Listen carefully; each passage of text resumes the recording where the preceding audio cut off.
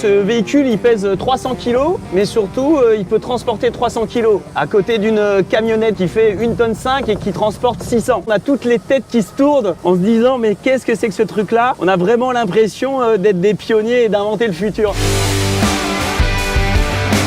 Salut! La nouvelle aventure mobile se poursuit sur les routes de France. Après avoir traversé les sphères de la Gironde, les vignobles du Médoc, j'arrive à Angoulême, au cœur de la Charente.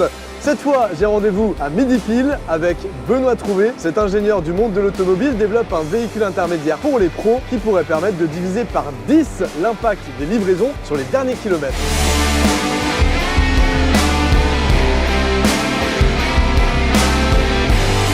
Le monde de demain, c'est aussi plus d'humains. Il faut que les livreurs ils soient valorisés, qu'ils aient envie de faire leur tournée, qu'ils s'amusent. En fait, c'est une expérience de conduite plus qu'un véhicule. On pédale, on met le corps en mouvement, on est un peu dedans, dehors. C'est le seul véhicule à pédale dans le monde du cargo qui va à 45 km/h. C'est le chaînon manquant entre le vélo cargo et la petite camionnette électrique. C'est un véhicule à 4 roues, un quadricycle. Il est carrossé fermé et derrière on met des charges, des palettes, des colis. Le compartiment arrière, en fait, on peut l'enlever et le remplacer. Notre autonomie, c'est 100 km. On se rebranche sur des prises domestiques et le lendemain, c'est reparti.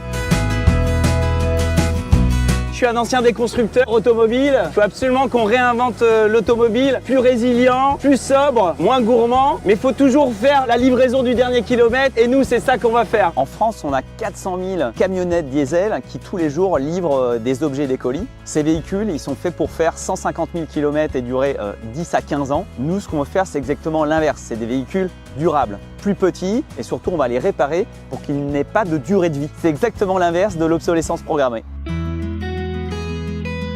Là aussi, on se place en opposition des constructeurs automobiles qui fabriquent souvent très loin ou proches avec des pièces qui viennent de très loin. Nous, le Made in France, c'est une vraie démarche. Aujourd'hui, on a plus de 90% de la valeur du véhicule qui vient de France. C'est une porte qui est faite en lin, qui a poussé en France. Et on a ajouté des panneaux solaires pour augmenter la puissance de recharge.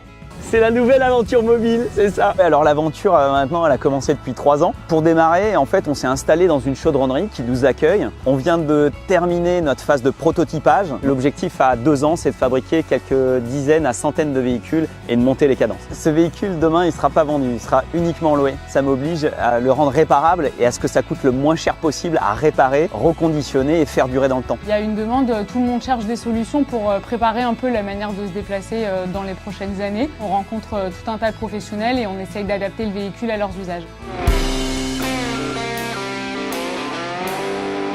Ouais, moi, ce qui me motive, c'est de dire qu'on aura fait tout ce qu'on pouvait. J'ai un gamin, je veux pas lui laisser un monde comme il est aujourd'hui. Et finalement, tous les matins, je me réveille avec la patate en me disant, voilà, on invente la mobilité de demain. On aura fait tout ce qu'on peut et c'est ça qui compte.